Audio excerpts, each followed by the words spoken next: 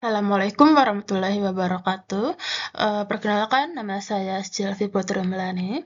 Kali ini saya akan menjelaskan topik pembelajaran kita hari ini, yaitu perawatan tangan, kaki, dan juga kuku. Assalamualaikum warahmatullahi wabarakatuh. Perkenalkan, nama saya Sylvie Putri Melani. Kali ini saya akan menjelaskan topik pembelajaran kita hari ini, yaitu sebelum kita memasuki pembelajaran, kali ini kita ada membahas tujuan pembelajaran ini, yaitu menjelaskan konsep perawatan tangan, kaki, dan juga kuku. Yang kedua yaitu menganalisis kelainan pada tangan, kaki, dan juga kuku. Yang ketiga itu adalah memilih alat serta bahan, lalu kosmetik yang sesuai. Nah, keempat itu adalah merumuskan analisa kondisi tangan, kaki, dan kuku secara tepat. Yang kelima itu adalah menentukan alat, bahan, dan kosmetik perawatan kaki dan kuku berdasarkan analisa di atas ini. Lanjut, bagaimana sih perawatan tangan, kaki, dan kuku yang benar? Nah, itu dari gambar pertama itu menjelaskan bagaimana perawatan tangan itu dan juga kaki yang bagus seperti apa, kuku yang terawat itu seperti apa kira-kira. Nah, itu kita bahas di pertama yaitu adalah pengertian dasarnya. Manicure itu adalah perawatan tangan dan kuku tangan. Yang kedua itu adalah pedicure, itu perawatan kaki dan kuku kaki. Dan tujuannya adalah untuk menjaga kebersihan serta menjaga kesehatan kulit dan juga kuku. Kedua itu adalah meningkatkan estetika dan kenyamanan pada kulit klien gitu ya.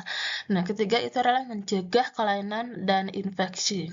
Nah, tujuannya adalah memang untuk mencegah apapun yang terjadi pada kulit kita, sehingga kita harus mengerti bagaimana sih perawatan kaki, tangan, dan kuku yang tepat.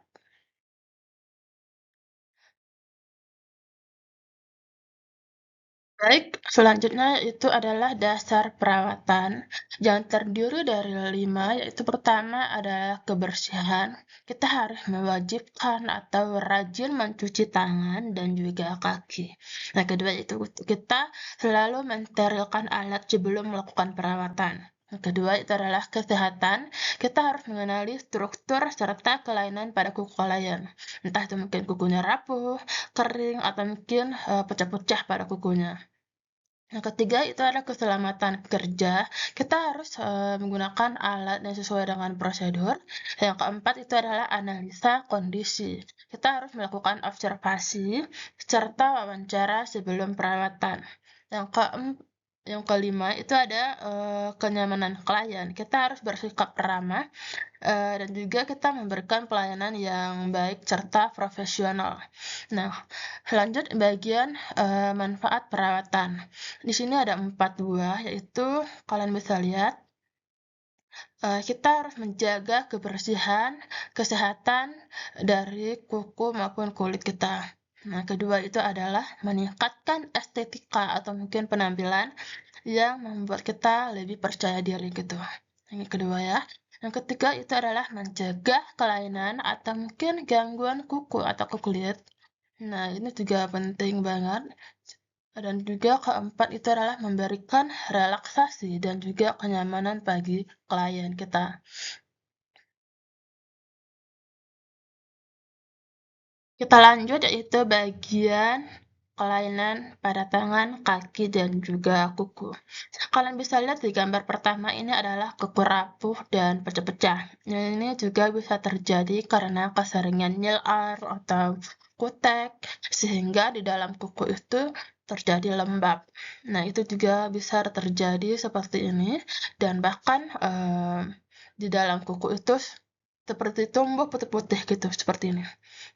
Yang kedua itu adalah infeksi jamur, itu yang bisa terjadi karena bakteri yang mungkin menumpuk di sini karena juga bisa terjadi karena kurang perawatan atau beberapa penyakit yang lumayan parah sehingga kukunya bisa menguning atau terjadi infeksi jamur seperti ini.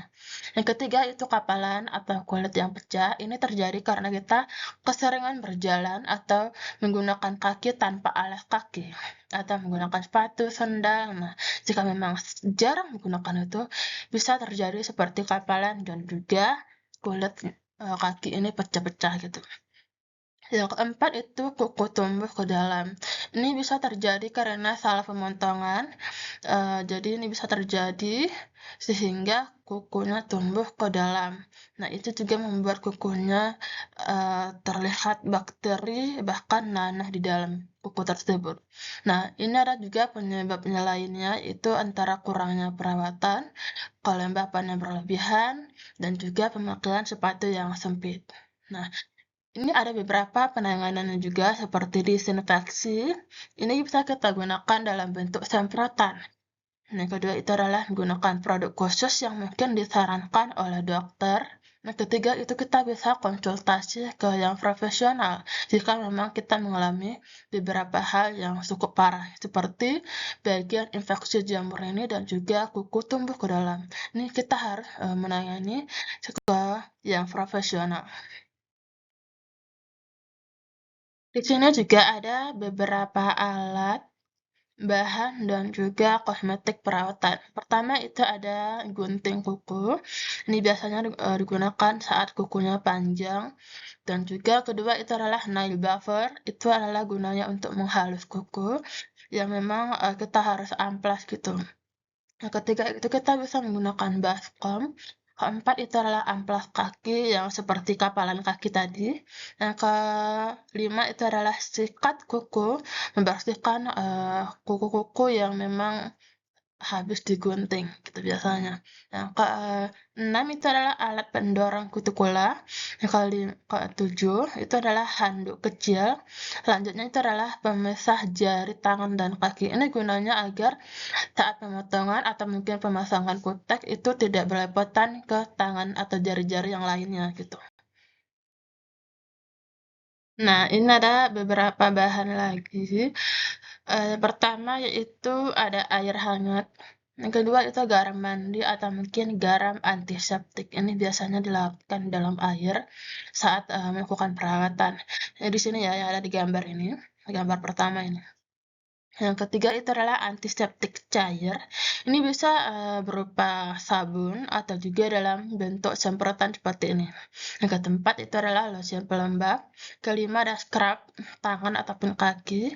Yang terakhir itu adalah minyak esensial. Ini opsional ya, karena ini biasanya untuk mewangi-wangian atau mungkin relaksasi saja. Itu adalah contoh gambar seperti ini.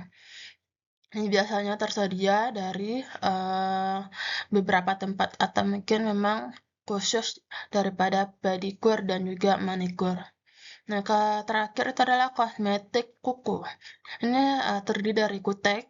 Kalian bisa lihat ini adalah kutek dari gambar ini seperti yang apa ya, yang glow dan juga matte. Ini ada dua tipe. Ini biasanya dikeringkan menggunakan alat seperti sinar UV ya. Yang kedua itu adalah base coat. Ini adalah lapisan dasar sebelum menggunakan kutek.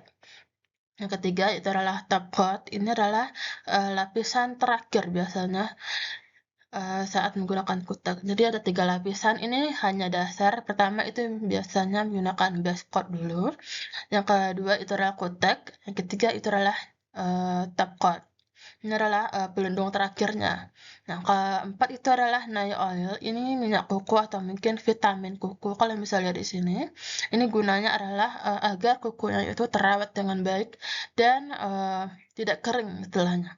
Nah, terakhir itu adalah nail remover. Itu adalah fungsinya adalah untuk menghapus kutek jika memang kliennya bosan dengan warnanya atau memang sudah berlangsung lama. Kita harus menghapus dengan beberapa gel atau bentuk gel atau mungkin dalam bentuk semprotan cair itu bisa juga ini, tapi ini adalah beberapa contohnya. Nah, kita lanjut yaitu bagian analisa tangan, kaki, dan juga kuku. Pertama, kita harus mengamati kondisi kulit dan juga kuku dengan membersihkan atau periksa kebersihannya, kelembapannya, dan juga warna serta tekstur dari kuku ataupun kulit itu. Yang kedua, kita harus melihat bentuk kukunya, kutikulanya, dan permukaan kulit tangan dan kaki. Kedua, kita harus mengidentifikasi kelainan ataupun kebutuhan khusus. Contohnya seperti kuku rapuh, hafalan, jamur, kuku yang tumbuh ke dalam juga bisa. Nah, kita harus mencatat keluhan klien. Misalnya, klien mengalami kering atau mengalami pegal, gatal-gatal, atau mungkin nyeri-nyeri yang ringan. Nah, ketika kita harus menentukan jenis perawatan dan produk yang cocok, kita harus sesuaikan produknya maupun kita menggunakan pelembab, antiseptik, nail oil, dan lainnya. Nah, kita lanjut ke langkah-langkah perawatan. Pertama, kita melakukan persiapan, ya mencuci tangan, kaki klien dengan air hangat. Nah, kedua itu kita siapkan alat steril atau bahan-bahan yang memang dibutuhkan. Ketiga, kita pastikan kenyamanan posisi klien. Nah, baru kita masuk ke perawatan intinya. Pertama itu kita perlu merendam kaki ataupun tangan ke dalam air hangat, dan kita juga bisa menambahkan garam mandi sekitar 10 dan 15 menit kita menunggu. Kedua, kita lanjut pemotongan atau bentuk kuku yang memang sesuai dengan keinginan klien. Nah, ketiga, kita bisa membersihkan kutikula dengan alat pendorongnya. Yang keempat itu kita menggunakan scrub dan pijat ringan untuk melancarkan sirkulasi darah dan juga relaksasi bagi klien. Nah, terakhir kita langsung ke finishnya. Kita bisa menggunakan kutek, nail oil, atau mungkin produk perawatan kuku lainnya. Yang kedua, kita melakukan evaluasi terkait kebersihan, kenyamanan, atau mungkin kira-kira penampilannya bagaimana gitu. Apakah memang sesuai dengan uh, sesuai dengan kenyamanan klien atau mungkin sesuai dengan uh, harapan klien atau tidak gitu. Nah, ketiga itu kita bisa menggunakan atau memberikan edukasi ringan terhadap perawatan mandiri di rumah. Nah, kita bisa menyarankan untuk klien bisa melakukan perawatan seperti membeli vitamin agar kuku klien itu terawat dengan baik, walaupun kita tidak perlu ke sini lagi dan itu bisa dilakukan di rumah masing-masing. Kita lanjut bagian kesimpulan. Kesimpulan pembelajaran kita hari ini ialah perawatan tangan, kaki, dan juga kuku adalah proses menyeluruh yang menggabungkan pengetahuan tentang kebersihan, kesehatan, estetika ataupun penampilan, dan kenyamanan juga bagi klien. Dengan memahami konsep dasar perawatan, mengenali kelainan yang mungkin terjadi, memilih alat dan bahan yang tepat, serta melakukan analisa kondisi kulit dan kuku secara teliti, kita dapat menyusunkan langkah-langkah perawatan yang aman serta efektif yang sesuai dengan kebutuhan klien juga. Nah, jadi perawatan ini baik dan ini tidak hanya mempercantik tetapi juga bisa menjaga kesehatan kita dan membangun percaya diri juga. Nah, kira-kira inilah kesimpulan pembelajaran kita hari ini. Nah, kalau ada kata-kata yang salah, saya mohon maaf. Semoga Ananda semua paham yang materi yang saya ajarkan pada hari ini. Baik, saya akhiri dengan Assalamualaikum warahmatullahi wabarakatuh.